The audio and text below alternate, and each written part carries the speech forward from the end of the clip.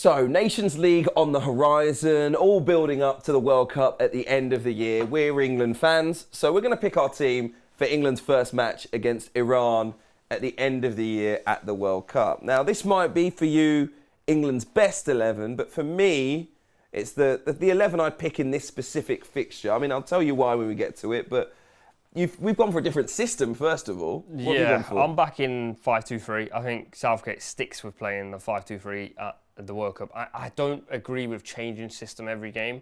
If you are good enough to beat a team or any team and you want to win the World Cup, you've got to have a system in play. You can't keep tinkering and moving things around. So 5-2-3, but also to crowbar in a few players that I think England have to find a way to play. 5 at the back. 5 at the back. Yeah, now England would sell this as a 3-4-3. Yeah. So, I'm just letting you know. It's not a 3-4-3. Against a side like Iran, I think England will approach it in a more attacking way. So I've gone 4-3-3.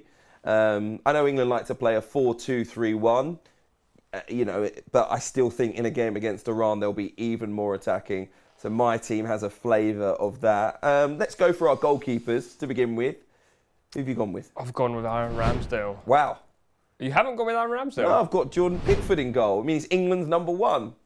He's like, I know people are going to absolutely slate me for this. I just don't think in the World Cup, when you come up against the top countries, the top forwards, and you've got to make 2 saves in a game, Pickford is the guy. I think what we've seen is Pickford's very well protected.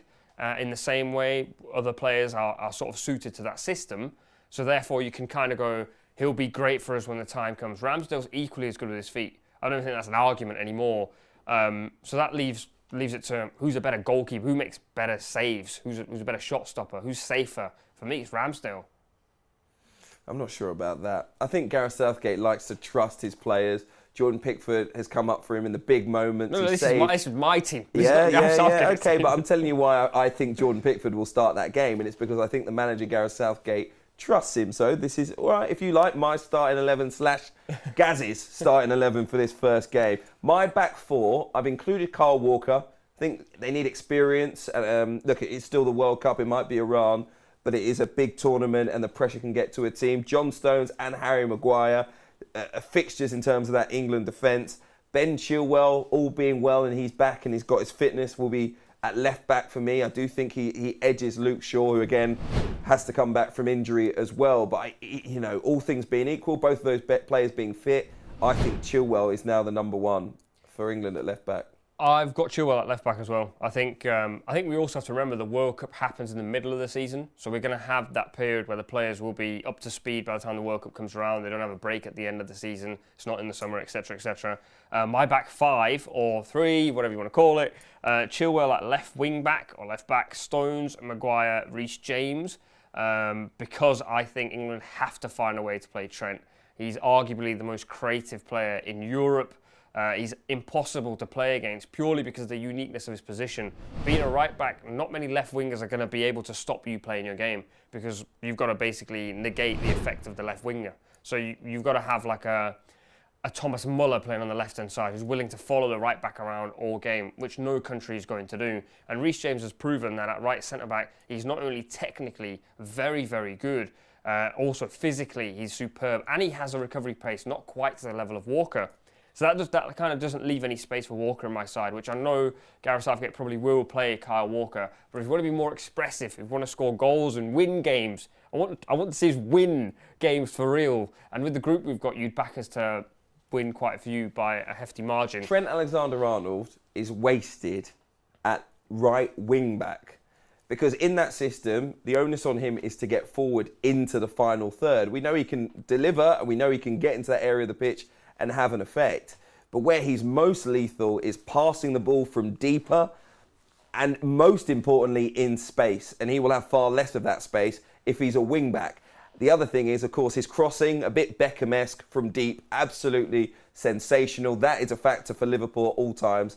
he won't be able to deliver those things playing where you've played him. But the thing is, I think on the left-hand side, you have Stones who sort of progresses in possession. He brings the ball out, so Chilwell can go right up the pitch. And on that side, you can probably play Rice, so he gives you that cover. On the opposite side, I think Reece James, as we saw when he played for Chelsea, he actually plays as like a quarterback at right centre-back. He doesn't actually step out with the ball that often. So Trent can still play as a right-back. He still has the whole picture in front of him.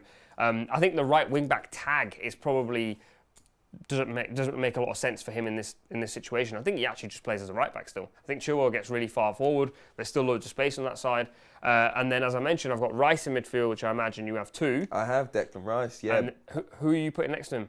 Well, this is the thing. I've got 3 in midfield. Okay. I've got Jude Bellingham in there because I think if they want to revert to having a 4-2-3-1 at times defensively, Bellingham can sit in there beside Declan Rice, but he can also get forward and provide something for you going forward. I also think he's always improving. We know he's a young player, but the more experience he gets, the more quality he looks out there on the pitch. And I've gone for Mason Mount in the midfield 3 alongside those two, providing that impetus as a number 10. So I've gone Bellingham, obviously. I think he has to play for England. I think if England want to transition the ball better, it might make us slightly weaker defensively, but we've got to have a go. Onto the front 3. Left side, we've gone Raheem Sterling. Okay. Picks himself for me. Kane and Saka. I think Sterling's been unbelievable for England.